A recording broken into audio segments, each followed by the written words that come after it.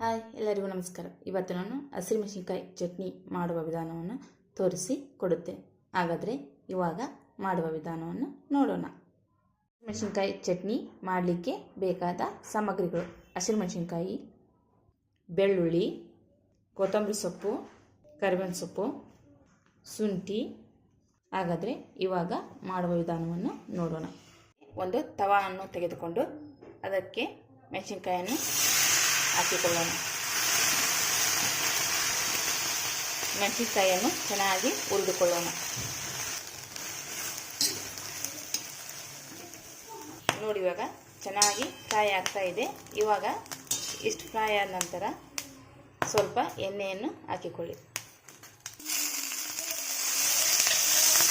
ಎಣ್ಣೆ ಹಾಕಿಕೊಂಡ ನಂತರ ಚೆನ್ನಾಗಿ ಫ್ರೈ ಮಾಡಿಕೊಳ್ಳಿ. ಇವಾಗ ನೋಡಿ, ಮೆಣಸಿನಕಾಯಿ ಚೆನ್ನಾಗಿ ಹುರಿದುಕೊಂಡಿದೆ. ಇಷ್ಟಾದರೆ ಸಾಕು.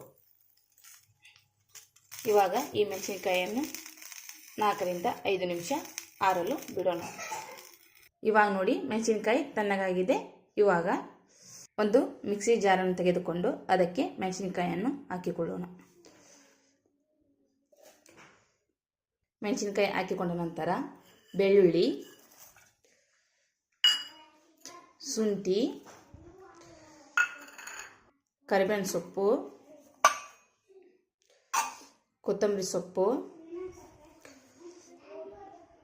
ರುಚಿಗೆ ತಕ್ಕಷ್ಟು ಉಪ್ಪನ್ನು ಹಾಕಿಕೊಂಡು ಮಿಕ್ಸಿ ಮಾಡಿಕೊಳ್ಳೋಣ. ಇವಾಗ ಮಿಕ್ಸಿ ಮಾಡಿಕೊಂಡಾಗಿದೆ. ಈ ಥರ ಬರುತ್ತದೆ. ಇಷ್ಟಾದರೆ ಸಾಕು.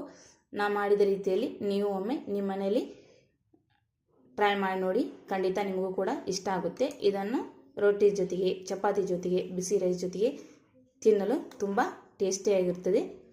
ಫ್ಲೇವರು ಕೂಡ ಚೆನ್ನಾಗಿರುತ್ತದೆ. ನೋಡಿ ಎಷ್ಟು ಚೆನ್ನಾಗಿ ಬಂದಿದೆ. ನಿಮಗೆ ಈ ರೆಸಿಪಿ ಇಷ್ಟ ಆಗಿದೆ ಅಂತ ತಿಳ್ಕೊತೀನಿ. ಇಷ್ಟ ಆಗಿದ್ದರೆ ಲೈಕ್ ಮಾಡಿ, ಶೇರ್ ಮಾಡಿ, ಕಾಮೆಂಟ್ ಮಾಡಿ, ಸಬ್ಸ್ಕ್ರೈಬ್ ಆಗಿ.